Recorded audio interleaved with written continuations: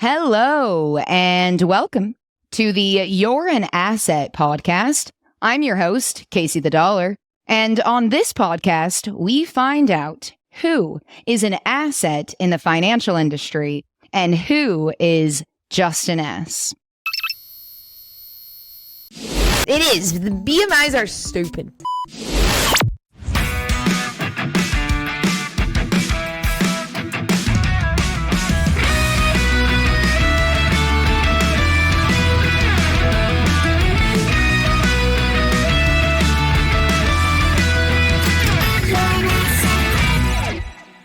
Oh my goodness. On today's episode, we have a very special guest, and this will be our first conversation offline.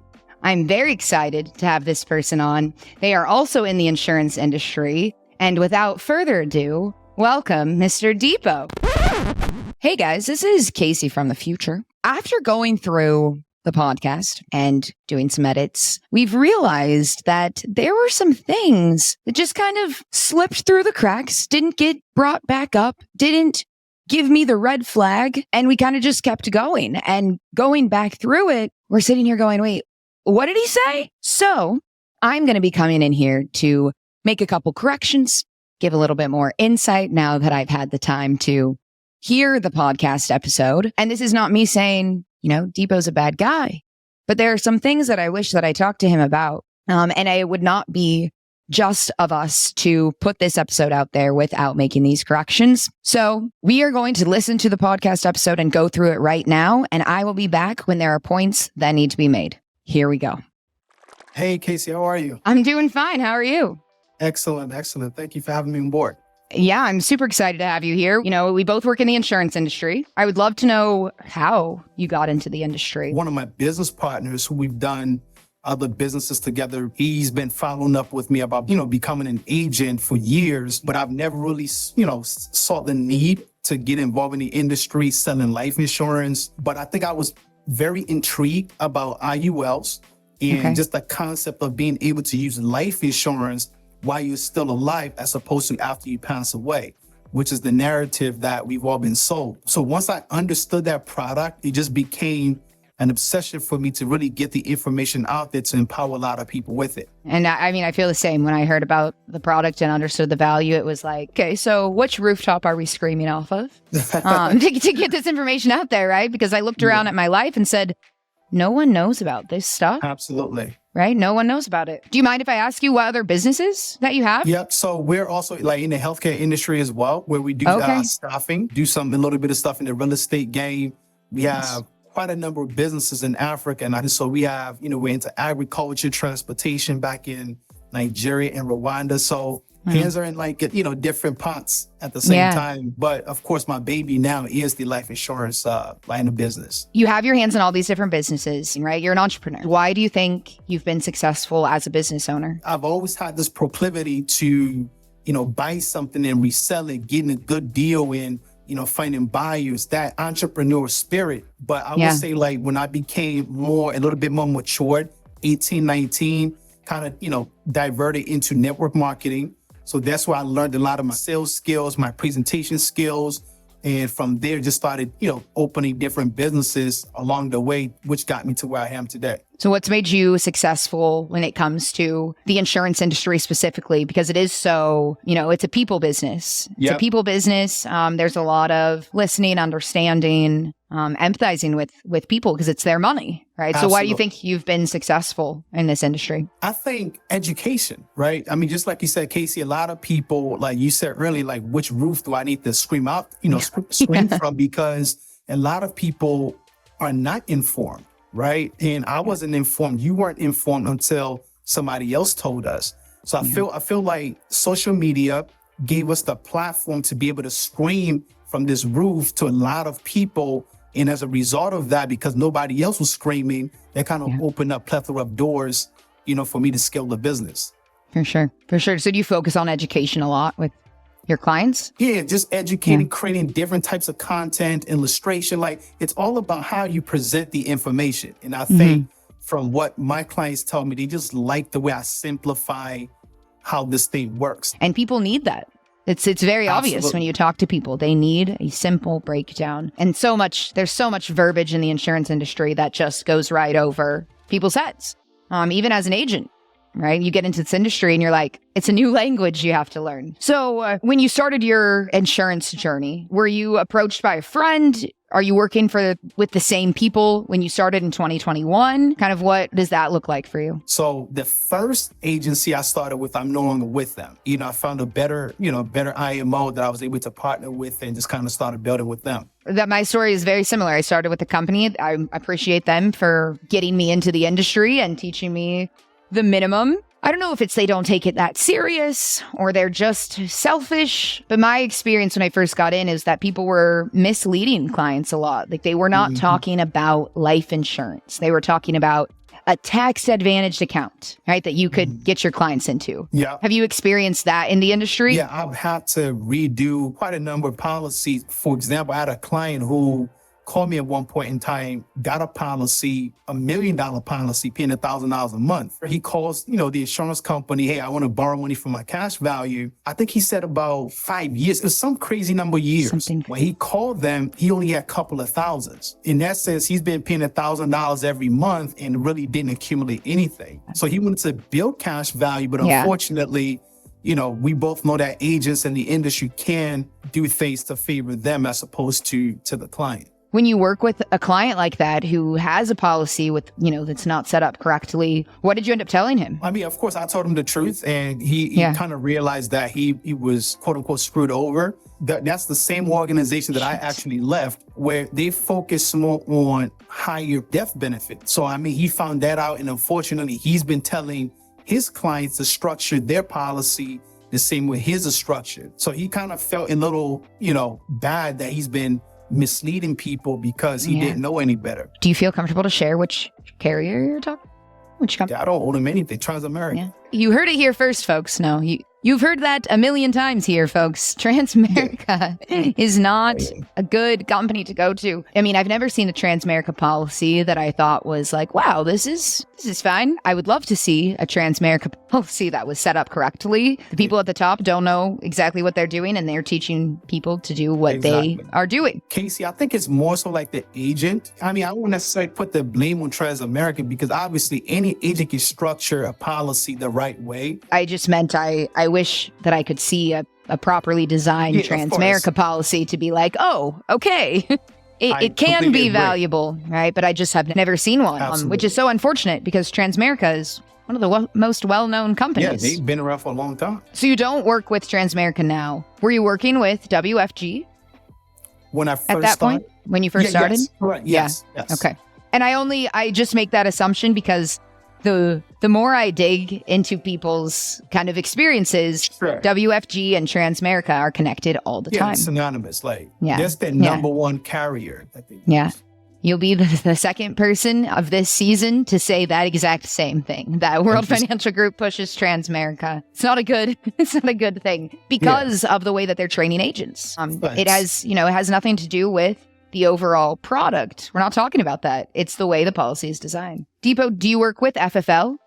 Yes, that is correct. You do? How do you like it? Because I've said some questionable things about FFL only because I've heard questionable things. I would love to know your experience. Sure. My experience has been pretty good so far. Yeah, just like you said, Casey, I've heard, people having negative experiences and things like that. But for me personally, I try not to allow other people's negative experience to affect my experience with a particular person or, company, if that makes sense. Of course. This is the beauty of what I'm trying to do on this show, right? Is in the past, I've said, hey, look at this situation. Sure. I have evidence of FFL being involved. And now, hey, and I'm talking to Dipo and he works with FFL. And, we need the both experiences. People need to know that there is good and bad. If I could drive home that point that it is about the agent because they have the power to decide if your policy is good or not, it brings value 100%. Or not. When I hear about FFL, it's a lot of final expense. And you're saying right now you don't do a lot of final expense. Yeah. I actually haven't heard many people talk about being a part of FFL and selling IULs. So that's new for me. So to kind of chime in on that, Casey, so when I first came on board with FFL, almost literally nobody was doing IULs. Right? Okay. And that's why I was very thankful to WFG because that's all I knew coming on board. And when people just kind of saw, I guess my numbers, like who's this guy? Where's he from? So that now kind of gave an insight to people like, wait, like this is a product. The product is good. How can we actually start to push this product? Now you're at FFL, right? And you came in hot with clients and business and people were looking at you. Is that right? That's what they say. Okay. Because I know FFL does recruiting, of course. Yeah. Are you actively recruiting? Do you have a team? Have you had pressure from recruiting? So it's funny, Casey, because that's one of the things that attracted me to FFL, right? Okay. Because I wasn't being forced to recruit. Now, over time, my numbers are pretty good, even till now every month. I realized, one of my mentors in FFL basically stated to me like, hey, listen, yes, you're good, but how different would it be if you had 10, 20 people and you get an override of 10%, 20%? Yeah. So that kind of made sense to me. Pause. That should have been red flag number one. There's a difference between needing people to help you because your business is very successful and wanting to make money off of other people's work. Go sell a bunch of policies so that I can make money. Yeah, but in his own words, right, FFL is not an MLM. Now I'm actively trying to recruit because I pretty much made it to a level where my numbers are okay and just want to start building a full-time agency. And I completely see the benefit of recruiting, building a team. Power 3 Financial is not just Casey, right? I have a company. It's not just me. I need people to work with me, but I went a different route. My concern about recruiting is usually, what does it look like for these new agents? Are they getting the support that they need? Are they getting the training they need? Who's in charge of that? Overall, from Family First Life standpoint, there is training. I mean, I think there are too many trainings, right? And that's how much they want you to excel, right? It's trainings for everything. Personally, I also have tutorials, trainings that I put together for people that I onboard.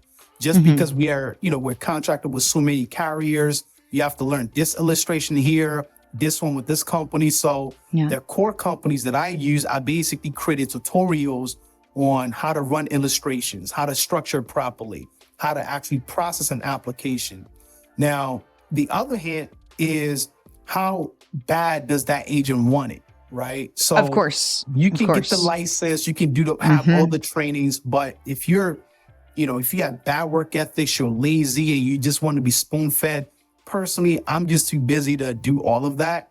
But once I see that you're fully committed, you're a go-getter, you want it bad, I'm 100% like pushing you to like, let's do it. You know what I mean? Right. He sounds nice. He sounds like there is intention behind what he's doing. And he knows that he's being tested. He knows he's on the You're an Asset podcast. I guess I shouldn't assume that people are just going to admit when they're doing something sketchy or gross. Absolutely. Work ethic, drive, hunger, wanting to treat clients correctly. Absolutely. Because someone can be hungry and have the drive, but then be seeing dollar signs. And it's hard to catch those ones, but you got to get those ones out of there too. Now, let's talk about proper structure. Proper structure, hey, client, 30-year-old wants to contribute $500 a month. What do you do? Well, I mean, of course, it depends on what they want to do overall, right? Are you looking to do 500 one time, or do you want to do 500 a month and be able to put in extra $2 to $3 grand periodically throughout the course of the year? What? I don't know how I missed this part. $500 one time for the year? For the policy's life? Example's sake, $500 a month, no extra. They don't want to do anything more. That's it. With that structure, what I would do is minimum death, maximum cash value. Death benefit option? Yes, minimum death benefit option, maximum cash value. Because at a 30-year-old, you probably just starting a family, or maybe do not have a family. You're thinking about kind of putting something away for retirement supplement or investment purposes. So typically, I would do an increasing, right? I'm assuming that, your audience know these terminologies, but so increasing basically allows you to kind of get more for your, money from a cash value standpoint. So that's typically what I would do, unless otherwise they want to do like other things with the policy, like putting more money down the road. Yeah. So if they want to put more money, let's say they do want $2,000 of extra funding room per year, then what are you going to do? In some cases, it may be like a target premium. So target premium basically means that if you structure it that way, when an agent solves for target premium, they're setting your policy up so that you're paying basically the minimum to keep your policy in good standing. But if you ever dropped your premium from the target premium, your policy would be in danger of lapsing. This is a huge problem in the industry, and it's not okay. It'll give you just the right death benefit for your $500 contribution, but it also gives you this wiggle room to be able to put in, $20,000, $30,000. If someone tells you, I want to pay $500 a month, they didn't say, I want to pay $500 a month and I want to have the room to casually drop 20 grand a year on top of it. That's 4 or 5 times more what they wanted to contribute as wiggle room. I now start to play with the numbers to make sure that he doesn't have too much death benefit. Yeah, I mean, that's where I was fooled, because he is saying things like he's going to play around with the numbers to make sure he's not giving you too much death benefit. And so I hear that and go, okay, good. Just enough to be able to put in, that $20,000 or $10,000 a year extra. You wouldn't do this. If a client wants to pay $6 grand a year, $500 a month, but they want the ability to contribute an extra $2 grand a year, the way that you do that is make the policy have a max contribution of $8 grand and solve for the minimum amount of death benefit. You do not solve for the target premium and the minimum amount of death benefit. This is the incorrect way to set up a policy, and you're going to end up giving your client way more than just $2,000 of room. And now you've increased their cost of insurance and limited their cash value growth. That is just wrong. You're screwing the client over. Unfortunately, when we stopped recording the podcast with Dipo, we were offline and we were chatting, and Dipo said something to me along the lines of, hey, Casey, how do you get your clients to have a cash value on year one? And you guys have no idea how badly I wish we were still recording. At this point, it's basically common knowledge that when you purchase an IUL, you should be contributing 10 times your age per month into that policy.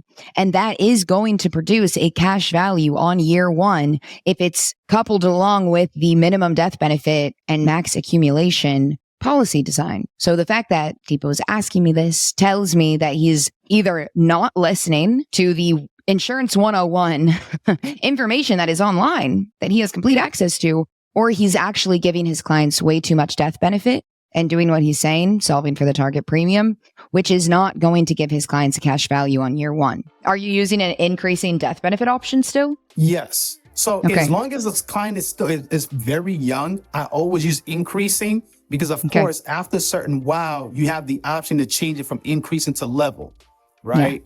But if you're anything like above 55-ish, and you're doing like $200 and... If a 55-year-old came to me and said, I want to contribute $200 a month into an IUL, I would not do business with them unless their entire goal and purpose of purchasing that policy is for the permanent death benefit and maybe the living benefits, because that is not going to produce a cash value for them. Like, I don't even talk about increasing, right? It's really just level policy. Yeah. And most people at that age, I don't see them putting in anything extra anyway. So a lot of agents will use level on young people. And so to hear you say young people should have an increasing death benefit, of course, there are situations, young person, increasing death benefit. What you said, you would start using level for someone older. What other situations would you use a level death benefit? If your monthly premium is kind of low, I'm not going to do that, right? Or if you're looking for a situation where you want more death benefit coverage, that it makes sense that you do a level as opposed to increasing. So if they're older, if they want more death benefit, sure, right? Do a level, play around, see the value of the policy, the projection. I find that using a level death benefit when just about anyone, if we're talking about a 5 pay of, say 30 grand a year or more, and they just want to pay for 5 years, level works really well in that situation. Have you seen that? Not really, no. Okay. So you're saying if a client wants to only pay for 5 years, right? And then just kind of be done, one and done? With a bigger premium. Yeah. So I've never had that type of situation. So that's why. But yeah, that's definitely good to know, though. Just learn something new.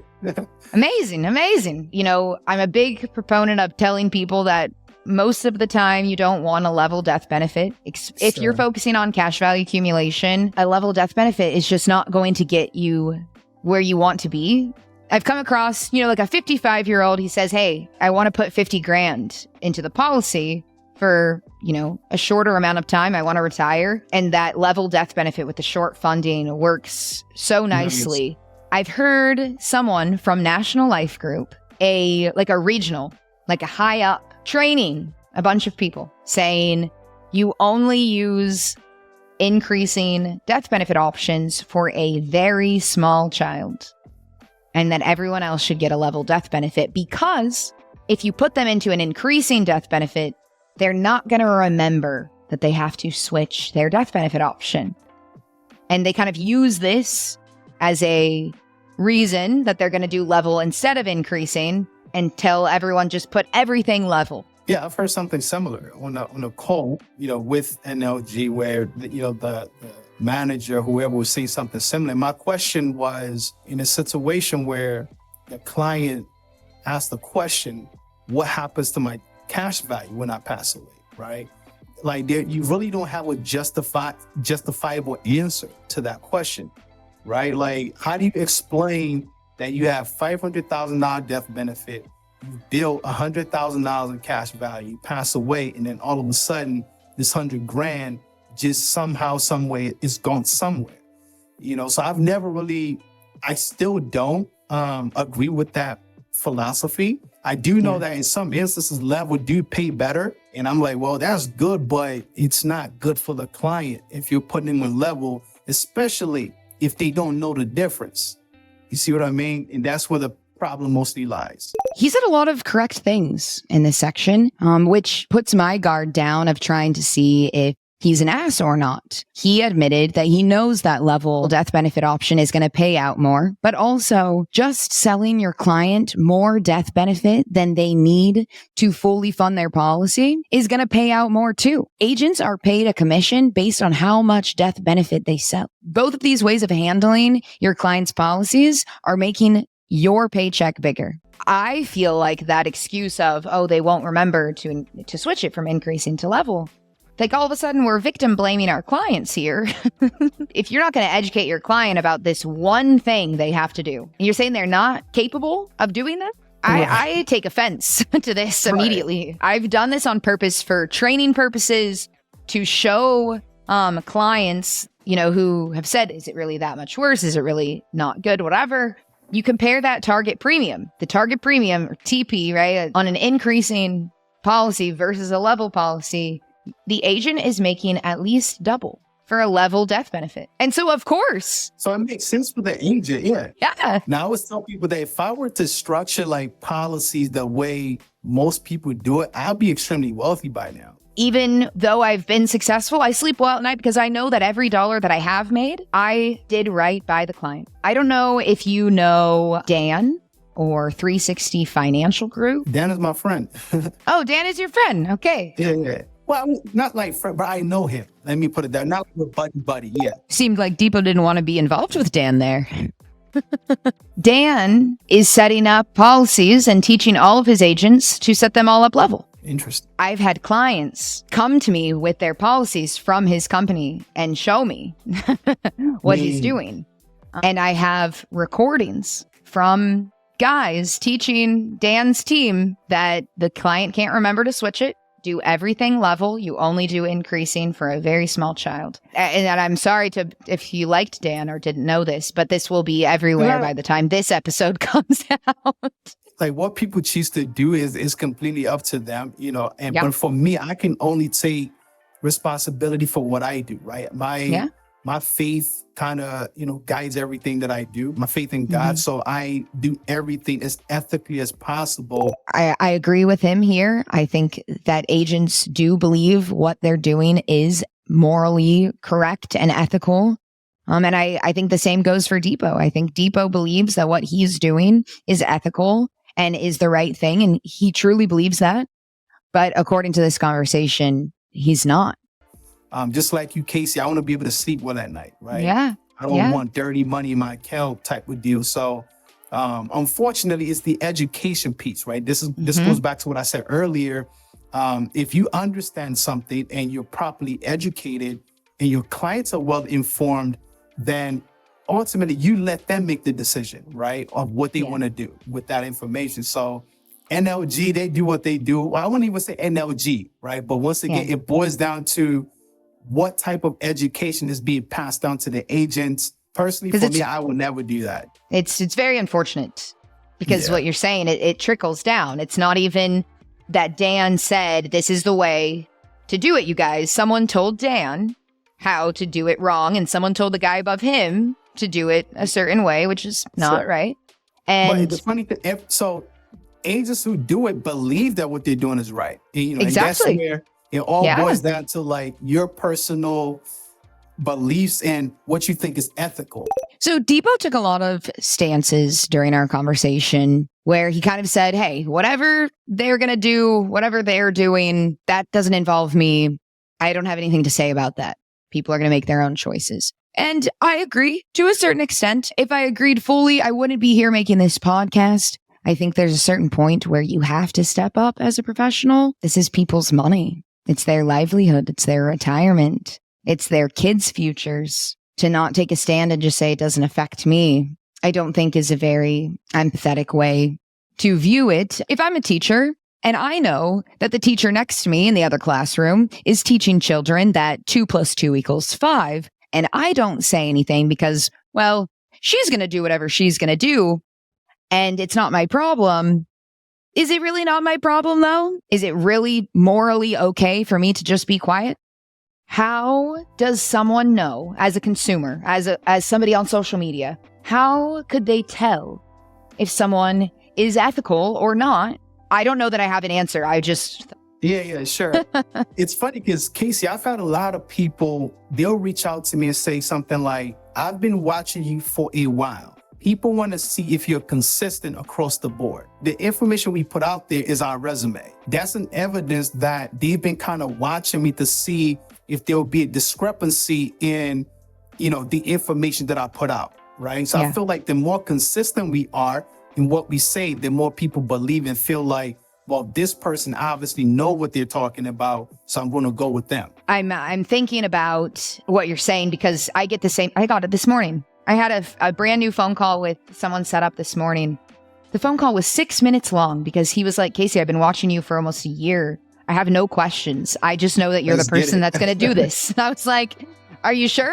You got nothing? He's like, no, I'm good. And so, of course, as an agent, we need to take it upon ourselves to be consistent, to be transparent, to be factual, to be an educator.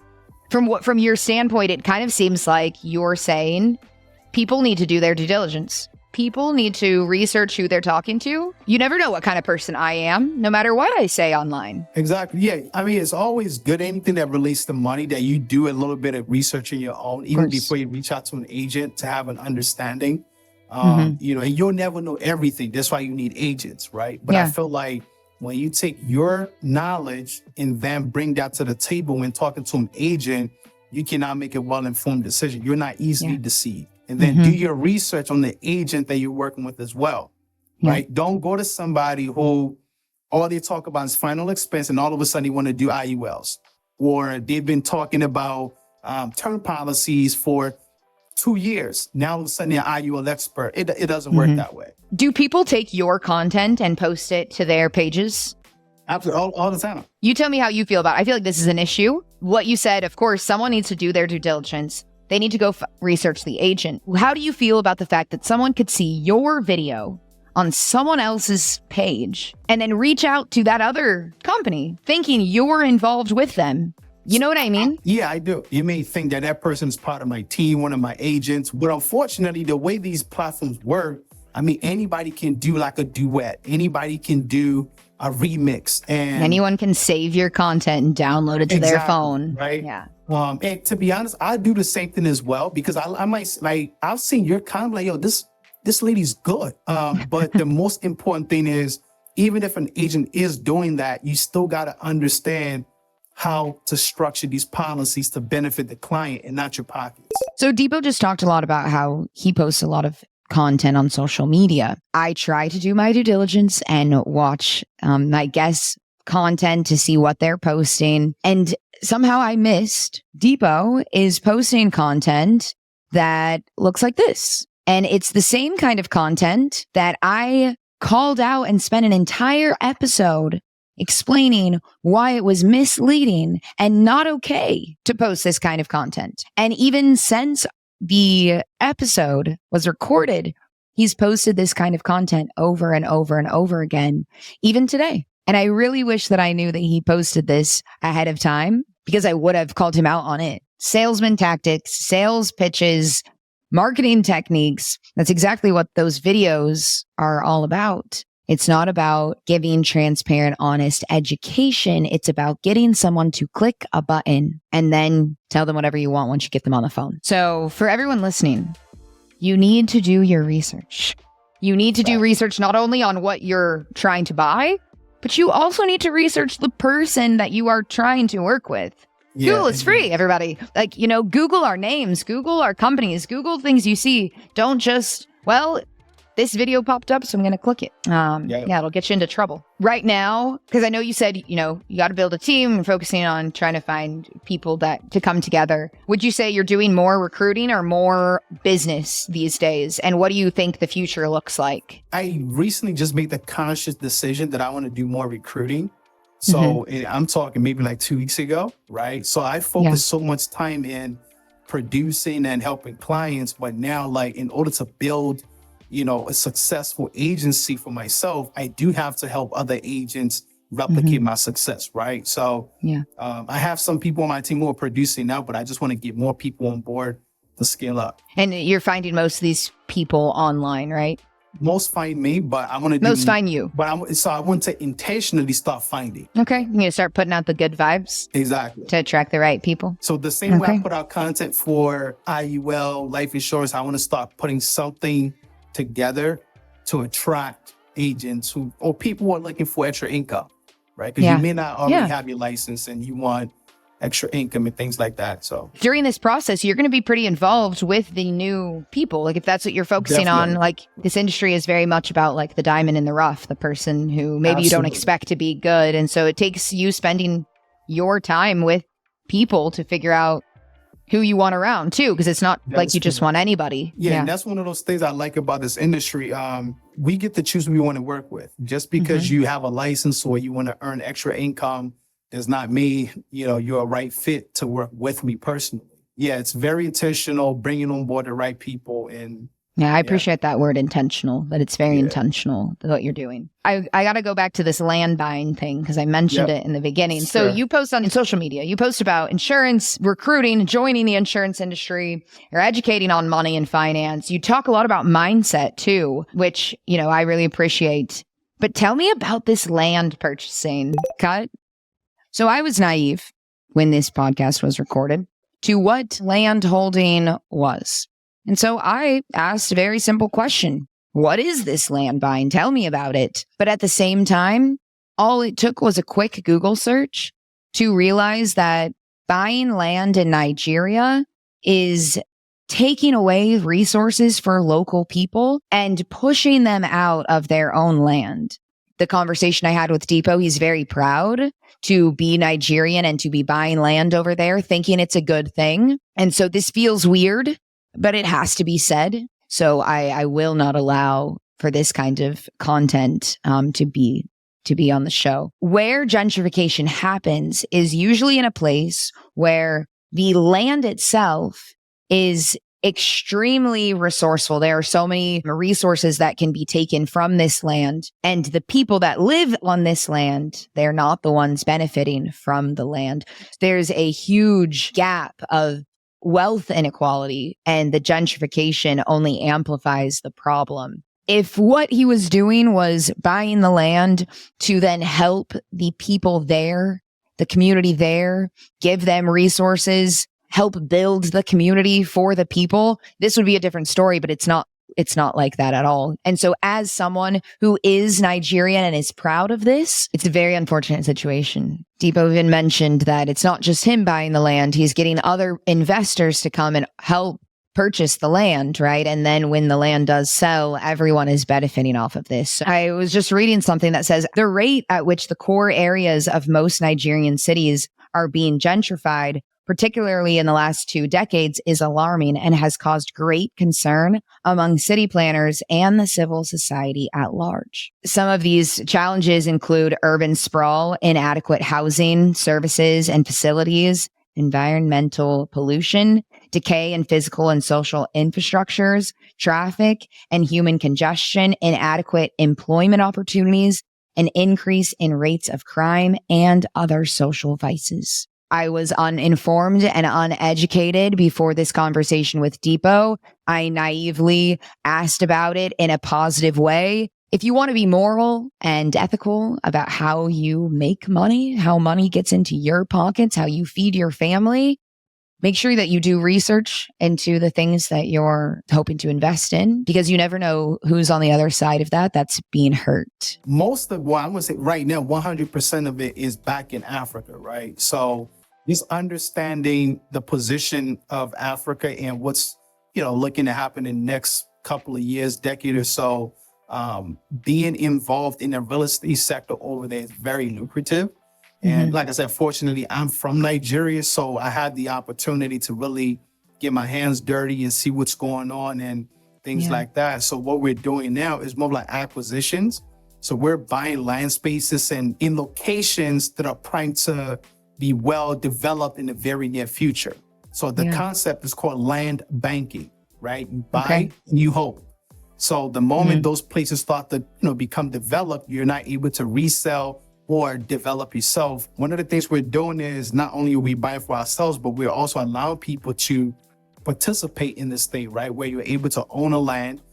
Some may choose to come and see it. Some may choose not to, but when we feel like it's the right time to sell, we notify and that we make the sale and keep it moving. Okay. So the insurance and then the land banking is where you have your hands right now. Primarily, yes. Primarily. But there's other things? Within the insurance, there are also like other streams of income. So we do like lead generation. I have a course on how, basically training agents on how to use social media like you and I to really scale their business. So those arms of the insurance also bring in, income outside of like my personal production. I didn't know you had a course for agents. Is that that's what you said, right? So for agents, how long have you been doing the course and have you gotten a lot of traction with it? Oh, yeah. So this was, I think I started this maybe months ago. Because what was happening, Casey, was a lot of people was like reaching out to me. How can I do what you're doing? Like, how do you do this? How do you do that? And if I'm trying to produce, I can't like help each person. So I just thought about the idea, why not create something and just give them the blueprint of what I do or what I've done to get to where I'm at today. And obviously you may not get the exact same results that I've gotten, but that's the blueprint. If you're consistent with it, guaranteed you're going to get results. So it's been very successful. Quite a decent number of people have enrolled in the course over time. I don't like courses. Sure. People ask me this all the time about like, Casey, can I take a course from you? Yada, yada. I don't know. There's Google, right? And maybe it's my personality, right? That I'm like, I can figure things out without your course. Sure. And I've gotten this far without anybody's course. So it might just be a me thing, right? Something about money, finance, insurance. And I know you've seen these guys that sell like courses on Finance 101. Yep. And it just feels like a ripoff to me. Just feels like a ripoff. And so I've told myself that if I'm actually putting out a webinar, I'm actually putting out a book recently. And I don't think I've mentioned that on the podcast. So if you're listening, so exciting things are coming. But I just had this thing of like, if there is not something different or something so valuable that it deserves to be paid for, like I just can't understand why I wouldn't make it more free content. Sure. Right? Because I feel like that's the problem. So if you're making a course and you're like, this is very specific. It's very specific. I'm giving people things that otherwise they're not going to find, right? Yep. Then there's value in it. I just think that there's so many courses that it's the same crap that you could just go and find yourself, you know? I'm exactly like you, Casey. I will rarely pay for anybody's course because I believe there's Google, there's YouTube, and everything that I've learned about social media, digital marketing, or even like life insurance came as a result of me intentionally going out there to learn, right? Because I have time and I can do that. What I've learned is everybody doesn't think like that, right? People want things that are more structured, A, B, C, and people want to be handheld. Part of the course or whatever is like mentorship. You being able to get like specific information that you may not be able to get from somebody putting out videos out there, right? So I feel like that's where the value comes in. And a lot of people that I've seen creating significant results out there are people who going through the course and actually implementing what I advise them to do, right? So I 100% agree that, you know, if people are willing to put in the time to go on Google, to go on YouTube, you can learn anything that you want to without a course. But 80% of the people are not going to do that. But then you mentioned something at the same time, right? You said earlier, like, I can't have anybody who needs their handheld. That's not going to work in this industry, right? But then the courses, you just said some people need their handheld. So it's like, can they have their handheld for a bit and then it's like no more hand for you? You know what I mean? I do. So we're talking about two different things, right? So the first group of people, you're coming in as an agent, right? You're you pay for your license, you did a whole 9 yard, and you're not coming into an industry that requires you to actually do something with your license, right? You're not like, you have the trainings, everything in place. Now the course, on the other hand, these are people that I don't work with directly. They're not my agents. These are people you're coming from wherever else. Well, you can even be my agent, but you still want to be handheld. The reason why you have to monetize it is because my time is valuable. So I'm taking time that I'm supposed 100%. To be producing, time away from my family, all these other things to now help you scale your business to the next level. You see what I mean? So of course, for me, yes, I can put out free information all the time. I have consultation session with people every day for free, but it gets to a point in time, like, I can't spend my whole office hours talking to people for free, right? Trying to help everybody. Course. So I feel like, you know, from that standpoint, that's why I got to feel like, hey, listen, if I'm really going to put the time in to help you make money, which is valuable, then something got to give. Of course. Of course. I've worked my ass off on this book. I'm not going to do it for free. Facts. But 100%. There's always going to be people that if you don't tell me exactly what I have to do, I'm not going to be able to do it. And they could still end up being fantastic in whatever career path they take if they had those initial baby steps in there, you know, in front of them. So, okay, if you had to choose one book, insurance book you recommend for anyone. The Power of Zero. The Power of Zero. I think I'm 4 and 4. For that question. Oh, really? The Power of Zero is a very powerful book and more people need to read it. And you're just, you know, solidifying that by saying that book again. Listeners, if you have not read The Power of Zero, do it right now. Definitely. It's on Amazon. Okay, let's see. What does tax code section 72E say? 72E, man, you just caught me off guard. So I get, I'll let you hit me with a jab on that one. 72E states that life insurance becomes a tax shelter, and as your money grows, all of the interest earned inside the policy is tax-free. So 72E says when you're earning interest, as long as it's money you earned inside the policy, you're not going to be taxed on any of the gains. So then what's 101A? All right, Casey, you got to educate me now because you got me. You got to educate me now. So listeners, I need you to listen. Like, I don't know everything, right? So that's okay. So 7702, accessing funds tax-free. 72E, money grows tax-free. 101A says the money transfers to a beneficiary tax-free. Gotcha. Okay. So it's funny because I, like, in theory, I understand, I know the concept, but as far as like the codes, I've never associated with each other. So I made the team memorize that stuff. I'm like, listen, no one's getting caught off guard. Well, I just got caught off guard on social, wherever this is going. So it's all good. Don't ask me any more tax codes because I don't know. So don't ask me any more. You better be careful with that because the last question on here is me deciding if I think you're an asset or an ass. Oh yeah, let's do it. Let's do it. So here's the deal.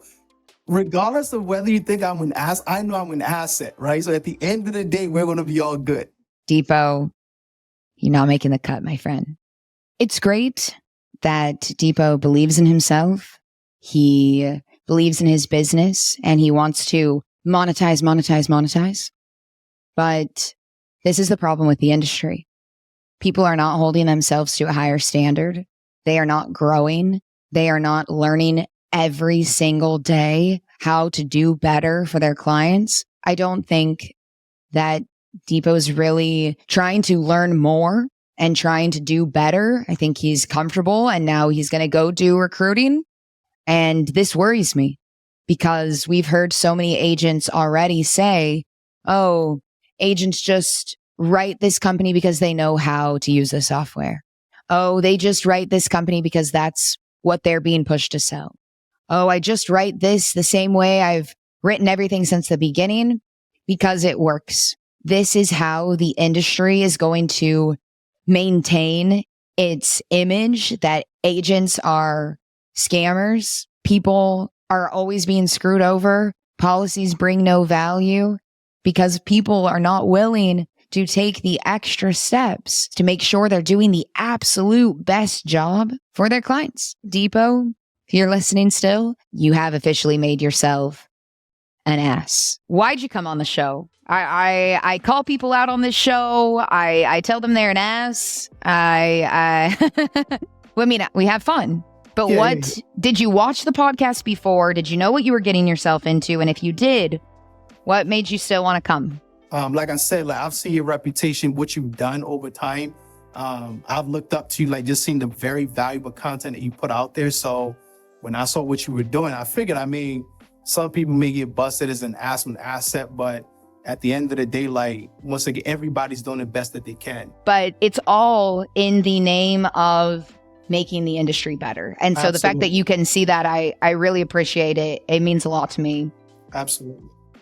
To all the listeners, thank you for allowing me to come in here and correct what was wrong and to give more insight.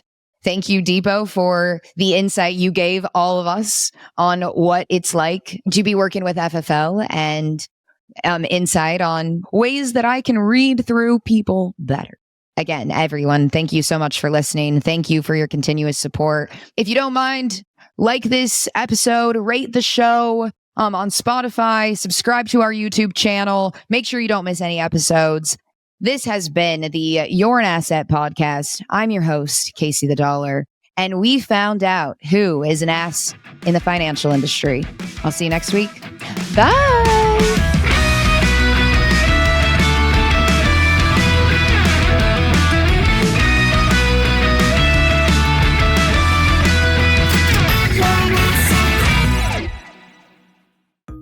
The You're an Asset podcast is not giving financial advice. We are not licensed financial advisors, and our licensing is strictly in insurance products. The information that we talk about is specific to the products that we work with. We cannot guarantee that other agents will have the same product features that we discuss on the show.